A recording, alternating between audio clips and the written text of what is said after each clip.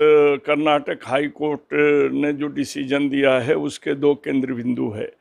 पहला, उसने लिखा है कि हिजाब इस्लाम का हिस्सा नहीं है, और दूसरा लिखा है कि जहां जिस कॉलेज में और ड्रेस कोड हो उस कोड का पालन होना चाहिए।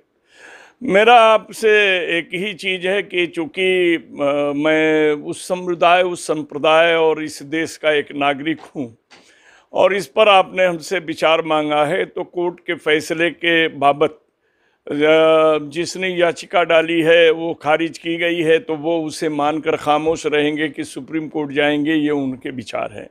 लेकिन मेरा अपना मानना यह है कि हिजाब का मतलब है मुंह को ढक लेना, यानी चेहरे को छिपाना। इसके पीछे तीन चीज़ें होती हैं। एक तो होता है कि प्रदूषण से अपने आप को बचाना, दूसरा अपने चेहरे को बुरी नज़र से बचाना, आप तीसरा कीटाणुओं से भी बचाना, जो कि आप कोरोना काल में देखा कि अच्छे अच्छे लोगों, क्या पूरे भारतवासी नहीं पूरे विश्व को कोरोना ने हिजाब पहना दिया, यानी मुंह पर ढक्कन लगा दिया, नाकों को मुंह पर लगाया। यानी अब ये देखिए, हिजाब में दो तीन सुरक्षाएं अपने आप निहित हैं, और जहां मानव की सुरक्षा हो, स्वास्थ्य की रक्षा हो और सामाजिक व्यवस्था में किसी किस्म का दखल न हो, बल्कि मानव के शरीर का अंग को छुपाने का काम हो, तो ये धर्म ही नहीं, ये तो मर्म का काम बन जाता है। और जो काम सभ्यताओं को जन्म देता हो, देखिए एक चीज़ आप नोट कर लीजिएगा, शिक्षा तहजीब को जन्म देती है, शिक्षा सभ्यता को जन्म देती है, और सभ्यता बुराइयों से रोकने का काम करती है। तो हिजाब तो हर तरह से रोकने का काम कर रही थी। सरकार ने संवैधानिक व्यवस्था पर देखा, ये देश न तो कुरान से चलता है, न गीता से चलता है, न पुराण से चलता है, ये पूरा देश संविधान से चलता है। अब उन्होंने जो भी फैसला दिया होगा, बल्कि तुलसीदास की वो पंक्ति को आपके सामने रख देना चाहूँगा। तुलसीदास ने बड़े साफ शब्दों में कहा, जाकी रही भावना जैसी, हर मूरत देखी तीन तैसी। तो जिस भावना से, जिस भाव से, जिस आधार पर और जिस संवैधानिक बिंदु पर कोर्ट ने फैसला दिया है, वो कोर्ट जाने और याचिकाकर्ता के वकील जाने। हम लोगों को देश में हर तरह से अमन, शांति और विकास चाहिए। और रह गया सवाल ये कि इन सारी चीज़ों को देखते हुए याचिकाकर्ता अगर संतुष्ट हैं तो ठीक है, नहीं तो वो आगे अभी सुप्रीम कोर्ट है, वो जाएंगे। न हम उनको जाने के लिए प्रेरित करेंगे और न जाने के लिए बाध्य करेंगे। हम दोनों तरफ से कुछ नहीं करेंगे, ये उनकी इच्छा पर है। और सुप्रीम कोर्ट भी इस मामले को संवैधानिक ढांचे में देखेगी।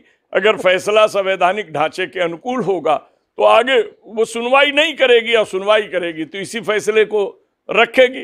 कहीं ना कहीं फैसले की त्रुटियों को देखते हुए सुप्रीम कोर्ट स्वीकार करता है, और जब केस स्वीकार करेगा तो वो जाने, ये उनके मसले हैं।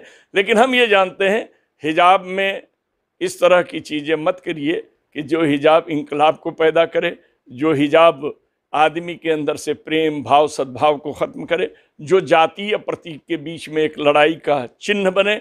हम तो एक चीज़ जानते हैं कि मानव में प्रेम, श्रद्धा, निष्ठा और कुरीतियों से बचने का जो भी रास्ता अच्छा हो उसको लेके चलना चाहिए, क्योंकि धर्म का मार्मिक कार्य है कुकर्म से मानव को रोकना। क्या लगता है कि हिजाब पे भी अब राजनीति हो रही है?